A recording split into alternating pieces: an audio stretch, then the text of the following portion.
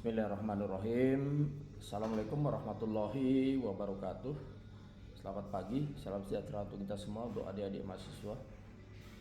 Hari ini kita akan melanjutkan lagi perkuliahan kita untuk video ajar yang kedua. Pada hari ini ada beberapa materi yang akan saya sampaikan. Yang pertama adalah mengenai lingkup perpajakan pada organisasi sektor publik. Kita tahu bahwa organisasi sektor publik dengan privat tentu berbeda ya. Nah, kita sudah belajar kemarin bahwa organisasi sektor publik ini adalah organisasi yang memberikan pelayanan dan lebih kepada yang sifatnya adalah yang tidak mencari laba atau nirlaba. Yang pertama tentu kaitan perpajakan sektor publik dengan pencatatan akuntansi. Ada beberapa kaitan yang bisa kita bahas. Yang pertama adalah dari sisi pencatatan pajak ya, di mana untuk organisasi sektor publik khususnya pemerintah ini mempunyai kewajiban untuk mencatat, melaporkan pembayaran ya pajak dari setiap warga negara ya, seperti pajak penghasilan, pajak pertambahan nilai, ini melalui akuntansi pemerintah. Jadi semua dicatat dalam akuntansi pemerintah. Demikian juga untuk pemerintah daerah. Pemerintah daerah juga sama ya, ada kewajiban untuk mencatat dan melaporkan pembayaran pajak dari masyarakat di wilayah masing-masing, baik itu di provinsi, di kabupaten maupun di kota. Untuk pemerintah daerah ada sistem yang dibangun adalah sistem informasi pemerintahan daerah atau SIPD. Tentu melalui pencatatan akuntansi ini dapat diketahui dengan baik jumlah pajak yang dipungut, dicatat dan dilaporkan. Ya, tentu pelaporannya ini sesuai dengan mekanisme dalam organisasi sektor publik. Ada 7 jenis ya, laporan yang dihasilkan. Yang pertama tentu adalah laporan realisasi anggaran atau LRA, lalu ada laporan perubahan saldo anggaran lebih atau SAL atau perubahan SAL. Yang ketiga adalah neraca, yang keempat adalah laporan operasional atau LO, yang kelima laporan arus kas, yang keenam adalah laporan perubahan ekuitas, dan yang ketujuh adalah catatan atas laporan keuangan. Baik, itu yang pertama dari sisi pencatatan pajak ya kaitannya. Yang kedua dari sisi transparansi. Tentu dengan pencatatan perpajakan ini ya berarti pengungkapan dan publikasi terkait dengan sistem ini secara kuantitatif dan kualitatif. Jadi bisa dilihat ya secara transparan bagaimana pemungutan pajak dilakukan oleh sektor publik ini, khususnya dari sisi kuantitatif dan kualitatif. Dan transparansi ini juga tentu memungkinkan masyarakat untuk menilai apakah dana publik yang dikumpulkan melalui pajak ini telah benar-benar dipertanggungjawabkan dalam rangka pengambilan keputusan. Transparansi dalam pengelolaan keuangan sektor publik ini tentu ya dapat meningkatkan kepercayaan publik terhadap pemerintah dan memperkuat upaya demokratisasi. Ya, beberapa upaya yang mungkin bisa dilakukan ya untuk meningkatkan transparansi pencatatan. Yang pertama adalah dengan menggunakan teknologi informasi. Ya, karena sekarang sudah hal yang tidak mungkin lagi kita tidak menggunakan ini gitu. Jadi teknologi informasi merupakan hal yang sangat penting. Yang kedua adalah untuk menguatkan kapasitas pengawasan internal, termasuk melakukan audit rutin dan mendalami terhadap penggunaan anggaran. Yang ketiga adalah untuk menguatkan atau meningkatkan partisipasi masyarakat. Ya, jadi kalau sudah ada transparansi, tentu partisipasi masyarakat ini makin meningkat. Keempat adalah mengimplementasikan akuntansi sektor publik berbasis accrual ya, yang sudah berlaku saat ini. Yang kelima adalah meningkatkan kapasitas sumber daya manusia, dan keenam adalah mengembangkan infrastruktur teknologi yang memadai. Lalu dari sisi akuntabilitas kita bisa lihat bahwa sektor publik ini adalah mempunyai tanggung jawab untuk melaporkan penggunaan dana dan kinerja keuangannya kepada masyarakat ya. Tentu akuntabilitas ini juga merupakan prinsip utama dalam akuntansi pemerintah, di mana ini dilakukan dalam rangka menciptakan kontrol ketat dalam pengelolaan keuangan.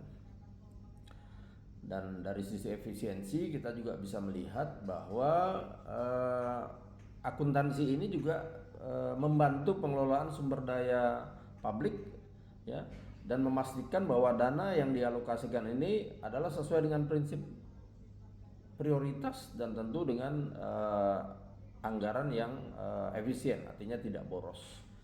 Ya, baik. Selanjutnya, dalam pengelolaan perpajakan sektor publik ada persyaratan-persyaratan yang harus dipenuhi. Ya, ada paling tidak ada 2 syarat. Yang pertama adalah persyaratan subjektif dan yang kedua adalah persyaratan objektif. Jadi dalam pasal 2 Undang-Undang tentang Ketentuan Umum Peraturan Perpajakan atau KUP, persyaratan subjektif ini disebutkan adalah persyaratan yang sesuai dengan ketentuan mengenai subjek pajak, ya. Tentu siapa saja yang dikatakan sebagai subjek pajak itu persyaratan subjektif. Sedangkan untuk persyaratan objektif, ya tentu adalah persyaratan bagi subjek pajak yang menerima dan memperoleh penghasilan atau diwajibkan untuk melakukan pemotongan atau pemungutan sesuai dengan undang-undang tentang perpajakan. Dalam peraturan itu juga dikatakan bahwa siapa saja yang dikatakan atau berhak mendapatkan predikat sebagai wajib pajak atau subjek pajak, ya. Yang pertama tentu orang pribadi, baik itu WNA maupun WNA boleh, ya, memperoleh ini. Ya, syaratnya adalah dia bertempat tinggal di Indonesia dan berada di Indonesia lebih dari 183 hari dalam jangka waktu 12 bulan dan berniat tinggal di Indonesia setelah dalam suatu tahun pajak berada di Indonesia. Lalu berikutnya adalah badan yang didirikan atau bertempat kedudukan di Indonesia, ya. Lalu yang ketiga adalah warisan atau yang belum terbagi, ini juga merupakan subjek pajak. Baik. Lalu bagaimana ketepatan memahami konversi mata uang? Ini juga menjadi pokok bahasan kita, ya. Jadi dalam konteks perusahaan sektor publik, konversi mata uang ini dapat dijelaskan beberapa hal sebagai berikut. Yang pertama, bahwa mata uang fungsional yang digunakan adalah mata uang yang digunakan sebagai mata uang pelaporan dan pencatatan. Jadi dalam pelaporan dan pencatatan kita kenal adalah mata uang fungsional. Yang kedua adalah perubahan mata uang fungsional, ya. Jika mata uang fungsional berubah dari bukan rupiah menjadi rupiah, maka perusahaan harus mengubah mata uang pencatatan dan pelaporan ke dalam rupiah kembali, ya. Perubahan ini harus dilakukan pada awal tahun buku. Dan kurs mata uang yang dilakukan, ya, tentu ada beberapa kurs yang dapat digunakan, ya, yaitu kurs kini atau kurs historis atau juga kurs rata-rata dan kurs penutup. Dan untuk transaksi valuta asing, ya, transaksi valuta asing ini harus dinyatakan dan diselesaikan dalam mata uang asing, ya. Pada tanggal transaksi valuta asing itu harus dinilai menggunakan mata uang fungsional, ya, dengan berdasarkan kurs spot yang berlaku pada saat itu. Tentu ada risiko nilai tukar, ya. Ini tentu juga menjadi perhatian, di mana peningkatan atau penurunan nilai tukar mata uang asing ini dapat mengancam kestabilan keuangan bisnis. Ya, untuk itu, ya, untuk mengelola risiko itu tentu perusahaan dapat melakukan hedging atau lindung nilai atau menggunakan instrumen keuangan seperti kontrak berjangka atau opsi mata uang. Baik, kita lanjut ke pembahasan berikutnya adalah mengenai konsep dasar perpajakan sektor publik, ya. Kita tahu atau kita sudah mengenal kemarin dalam regulasi atau peraturan perpajakan yang diatur, ya, dalam Undang-Undang Nomor 6 tahun 1983, Jungto Undang-Undang Nomor 28 tahun 2007, ya, bahwa pajak itu memang adalah kontribusi wajib pajak kepada negara, ya, tanpa mendapatkan atau mengharapkan kontraprestasi, ya. Jadi dengan definisi ini, ya, ada beberapa unsur yang bisa kita dapat. Yang pertama adalah pajak dipungut berdasarkan undang-undang. Itu regulasi. Dalam undang-undang dasar dikatakan seperti itu. Khususnya pasal 23A, ya, menyatakan bahwa pajak dan pungutan lain yang bersifat memaksa untuk kepentingan negara itu diatur dalam undang-undang. Makanya terbit undang-undang mengenai perpajakan. dan juga tidak ada jasa timbal balik. Jadi jangan berharap seperti retribusi. Kalau retribusi kita bayar, kita dapat layanan. Tapi kalau pajak belum tentu. Ya. Misalnya orang yang taat membayar pajak kendaraan bermotor akan melalui jalan yang sama yang kualitasnya dengan orang tidak membayar pajak. Itu nggak bisa.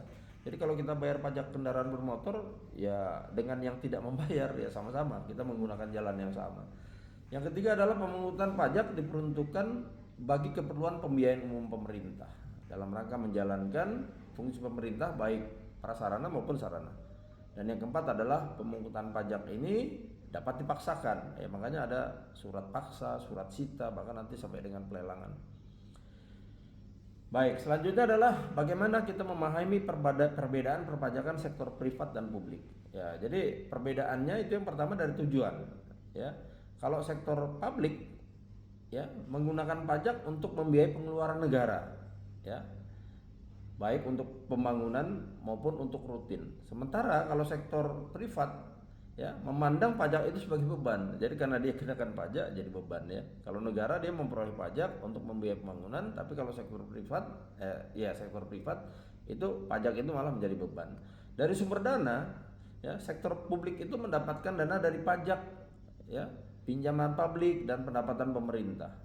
Ya, tapi kalau sektor privat itu mendapatkan dana dari usaha, dari pinjaman ya dan juga dari penjualan saham-saham perusahaan. Ya. Dari sisi alokasi dana, ya sektor publik ini harus menginformasikan anggaran kepada publik, ya untuk apa? Untuk mendapat masukan, ya untuk didiskusikan dan diberi masukan. Sementara untuk sektor privat swasta itu nggak mungkin, ya, karena itu bagian dari rahasia perusahaan, ya nggak akan mungkin itu didiskusikan. Lalu dari sisi akuntabilitas, sektor publik ini tentu memiliki tingkat akuntabilitas yang lebih tinggi kepada masyarakat dan pemerintah karena ada kewajiban itu, ada undang-undang yang mengatur itu.